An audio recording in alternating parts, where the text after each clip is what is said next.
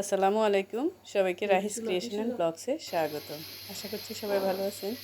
আলহামদুলিল্লাহ, আমিও ভালো আছি। আজকে দেখেই বুঝতে পারছেন কোন রেসিপিটি আপনাদের সাথে শেয়ার করব। হ্যাঁ, আপনাদের সাথে আজকে শেয়ার করব ফ্রোজেন পরোটা।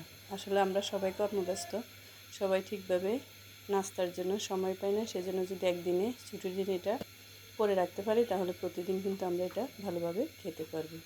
প্রথমে আমি এখানে নিয়ে নিয়েছি 1 কেজি পরিমাণ আটা। তারপরে এখানে দিয়ে দিয়েছি লবণ পরিমাণ মতো এবং 3 টেবিল চামচ চিনি এবং 3 টেবিল চামচ গুঁড়ো দুধ। এরপর এটা একটু মেখে নিয়ে এখানে দিয়ে দিয়েছি আমি কিছুটা সয়াবিন তেল।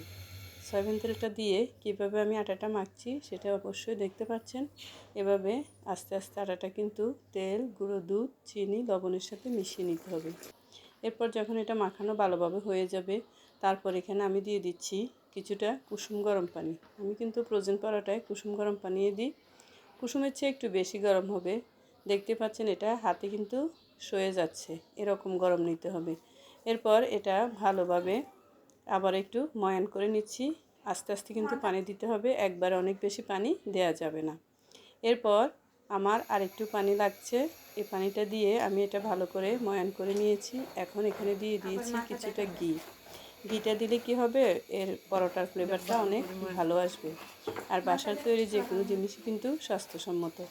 এখন ঘিটা দিয়ে আমি ভালো করে আটাটা মথে নিচ্ছি, কারণ এখন এখানে একটা ব্যাপার কিন্তু লক্ষ্য রাখতে হবে, মথাটা যত ভালো হবে তাহলে পরোটার শেপটা কিন্তু ততটাই ভালো আসবে। যখন আমার মথা হয়ে গেছে তখন আমি এটা গোল করে নিয়ে কিছুটা তেল ছিটিয়ে এটা আধা ঘন্টার জন্য আমি রেস্টে রেখে দিচ্ছি। ফিরে আসছি আবার আধা ঘন্টা পর। এরপর দেখতে পাচ্ছেন আটাটা কিন্তু অনেকটাই সফট হয়ে গিয়েছে, এটা অবশ্যই রেস্টে রাখতে হবে। এরপর আমি ছোট ছোট করে লেচি, অর্থাৎ আমার যে পরিমাণ, যত বড় পরোটা আমি খেতে চাই সে পরিমাণে আমি এটা লেচি কেটে নিয়েছি এবং আমি রুটি মেকারেই কিন্তু এগুলো করব। এরপর রুটি মেকারে রুটিটাকে গোল করে নিয়েছি। এরপর এখানে কিছুটা তেল দিয়ে দিয়েছি, উপরে দিয়েছি কিছুটা ময়দা দেওয়ার পর সেটা আমি পরোটাটা কিভাবে ভাঁজ করে নিচ্ছি দেখতে পাচ্ছেন। এটা কিন্তু চারকানে, কিন্তু আমি কিছুটা গোল করেও নিব। এটা কিন্তু স্কোয়ার সাইজে আমি কিন্তু এটা করে নিচ্ছি। এভাবে সবগুলো পরোটাই কিন্তু আমি করে নিব। এখানে আপনাদের বোঝার সুবিধার্থে আরেকটাও দিচ্ছি, দেখতে পাচ্ছেন আমি কিভাবে তেলটা স্প্রেড করে দিয়েছি হাতে।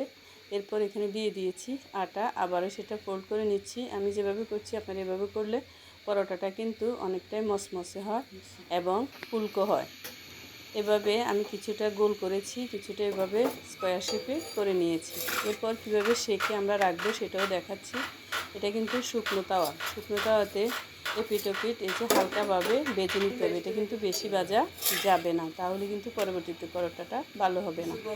এভাবে 2 পার্ট উল্টো পাল্টে সেঁকে নিয়ে আমি এটা ঠান্ডা করতে দিচ্ছি। আরেকটাও দেখিয়ে দিচ্ছি, এটা কিন্তু গোল রাউন্ড শেপের। এটা এভাবে বেশি কিন্তু ভাজি নিয়ে আপনারা দেখতেই পাচ্ছেন। এরপর এটা আমি এটা কাপড়ের উপর সবগুলো পরোটা যখন সেঁকে নিয়েছি তখন কাপড়ের উপর এগুলো ঠান্ডা হতে দিয়েছি।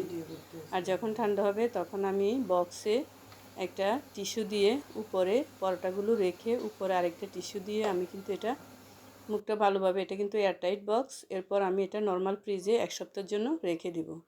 আমার রান্না যদি আপনাদের ভালো লাগে প্লিজ আমার চ্যানেলটা সাবস্ক্রাইব করবেন এবং ফেসবুক থেকে দেখে থাকলে একটা ফলো, লাইক এবং শেয়ার দিয়ে রাখবেন। আল্লাহ হাফেজ।